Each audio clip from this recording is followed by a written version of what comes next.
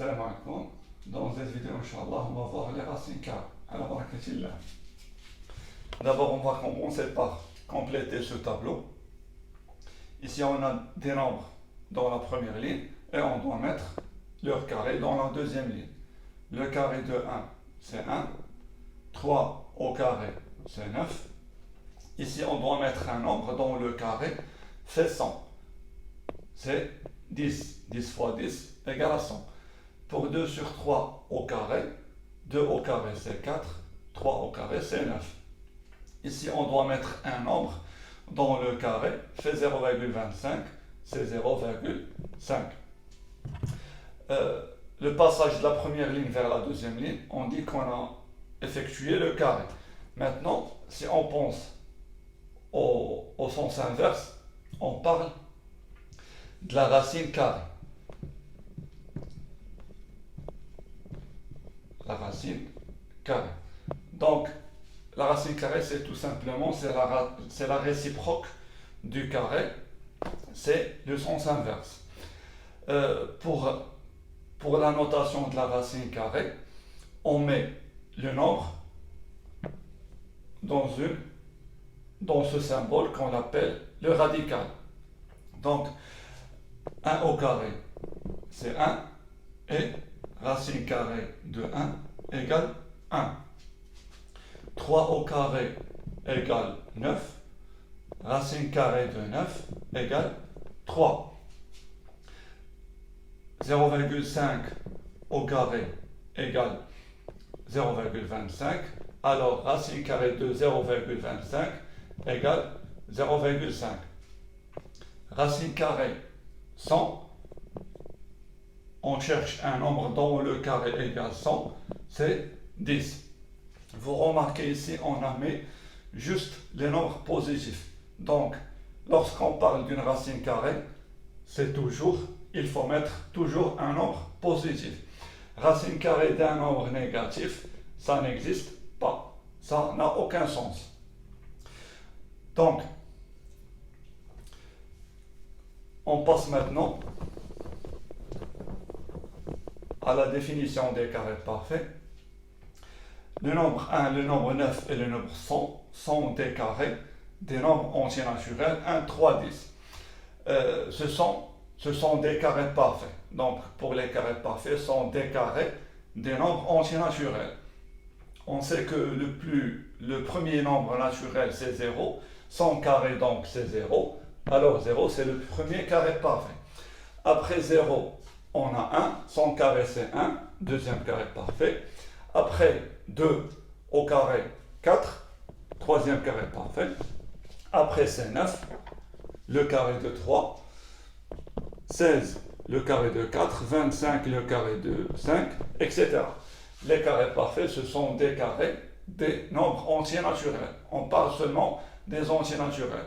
4 sur 9, c'est un carré tout simplement. Ce n'est pas un carré parfait, car c'est le carré de 2 sur 3 qui n'est pas un entier naturel. 0,25 aussi, c'est un carré et n'est pas un carré parfait, car c'est le carré d'un nombre décimal 0,5. Maintenant, on passe à la première propriété. Si on prend par exemple le 1, on a fait le carré, et après, si on fait la racine carrée, on revient au nombre de départ 1, la même chose. 3, si on fait le carré, c'est 9. Si on fait la racine carrée, on revient au nombre de départ. La même chose pour 100. 10 au carré, c'est 100. Racine carrée de 100, on revient au nombre de départ. Maintenant, dans l'autre sens, si on commence par la racine carrée, je prends 0,25 par exemple. Je fais la racine carrée, c'est 0,5. Si je refais le carré, je reviens au nombre de départ 0,25. D'où la propriété suivante. Si je prends un nombre, je mets d'abord le carré, après je mets la racine carrée, ça nous donne tout simplement le nombre de départ A. La même chose si je commence par la racine carrée. Je prends un nombre, je fais la racine carrée, après je fais le carré, ça nous donne toujours le nombre de départ A, et c'est juste seulement si on parle d'un nombre positif. Si le nombre est négatif, cette égalité n'a aucun sens. Donc on va écrire la propriété ici. Racine carrée A au carré égale racine carrée A au carré égale tout simplement A, et toujours avec A, un nombre positif. Maintenant, on va faire cet exercice en appliquant cette propriété. Racine carrée d'un nombre égale 0. D'après cette propriété, ici si on remplace A par 0, il faut mettre ici, dans la racine carrée, il faut mettre 0 au carré.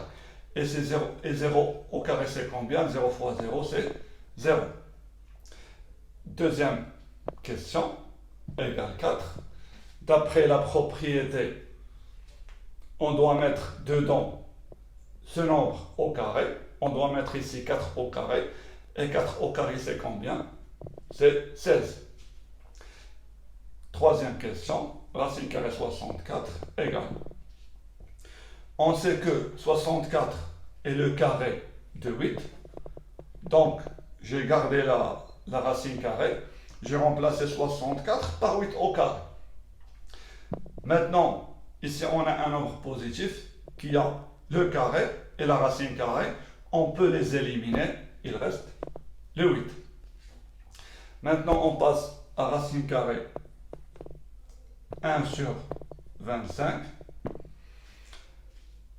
Pour appliquer cette propriété, il me faut la racine carrée et il faut remplacer 1 25e par 1 carré. On sait que 1 le carré de lui-même, 25 c'est le carré de 5. Donc 1 cinquième le tout au carré égale 1 sur 25. Maintenant je peux appliquer la propriété, je peux éliminer la racine carrée et le carré et mettre 1 cinquième dans le résultat final. On passe à la dernière question. Maintenant, racine carrée d'un nombre égale 3 sur 7. 3 sur 7 égale racine carrée de A au carré. Donc ici, on doit mettre A au carré. Il faut mettre 3 sur 7, le tout au carré. Soit on met dans la racine carrée 3 sur 7 au carré, soit on calcule 3 sur 7, le tout au carré. C'est tout simplement 3 au carré, c'est 9. 7 au carré, c'est 49. Cette vidéo est terminée. Salam alaikum.